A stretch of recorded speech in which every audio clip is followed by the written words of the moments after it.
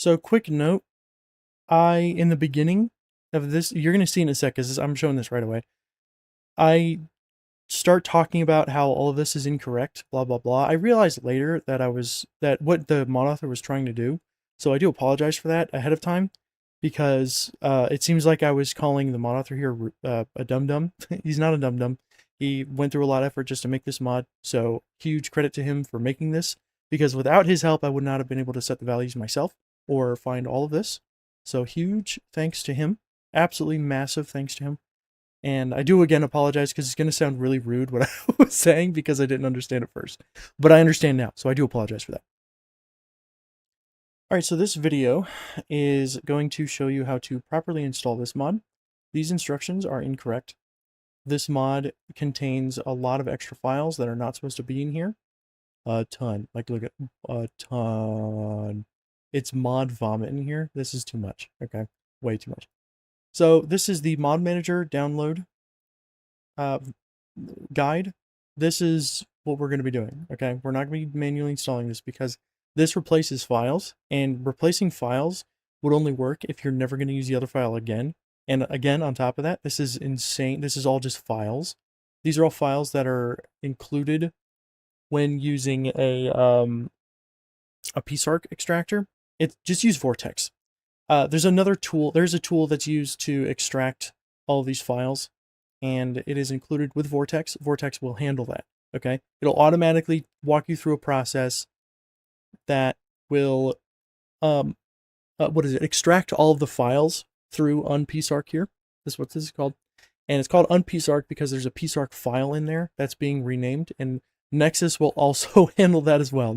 Nexus, dang it, Vortex will do all of that, so don't worry about that. We're going to do Vortex install. So what you're going to do is you're going to mod manager download. Okay, slap it, and then it downloads, bam, done. Okay, and then this is your mod file here, but it's not ready to be used because there's a bunch of junk in it. So we're going to clean up some of that junk. We got to commit some, is it because I already have it open? Open file manager? Yeah, it is.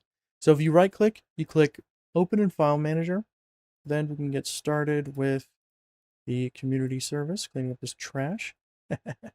So what we're going to do is, you can delete this if you want, you don't need it. You're going to go in bin DC1, and here's all the extra junk. We're going to go down to T1, the T's first. Let's start there because I don't remember the exact file name. Yeah, so T1X player inventory. We want this. Hold control. You don't need this window open right this second. This is for later. So you just want to open this thing here. I'm just showing you two because I'm going to be using this in a minute. But you're going to highlight this, and then you're going to hold control, press A. Now everything's highlighted. We're not going to delete everything yet. You're going to hold control and left click that file there. So that way everything else is still highlighted, and you unhighlighted this, and then we're going to commit mod genocide. And we just committed a war crime. So that being done, the mod is ready to be used. Now you will have 9999 as the cap for everything. So your medkits, this, look at all this. Well, not this, but look at all this. It's crazy. You can have, I don't know how many this will increase to, but these don't just go up to 999. They it actually would be, I think, less than that. They're segmented by 4s. He has 2 of these, and these are 2 extra slots, so he only has 2 in this one here. I'm not gonna do all the math. It doesn't matter. Blah blah blah blah blah. Blah, blah, blah, blah, blah, blah. So, that is how you install this just normally. But let's say you are in a situation where you reinstalled it or something. You don't want to have to keep doing that.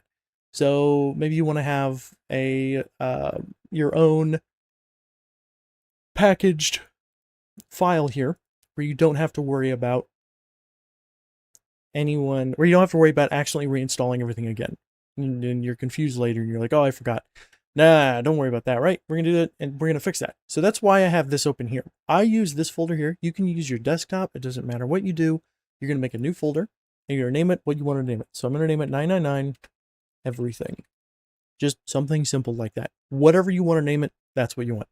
We're going to go in there, and with the edited version, this is inside that open file archive. Is that what it was? Open in file manager is what I meant to say. Then we're going to go here, copy it, paste it here. Sorry for yawning. That's it. Now this is with everything else deleted.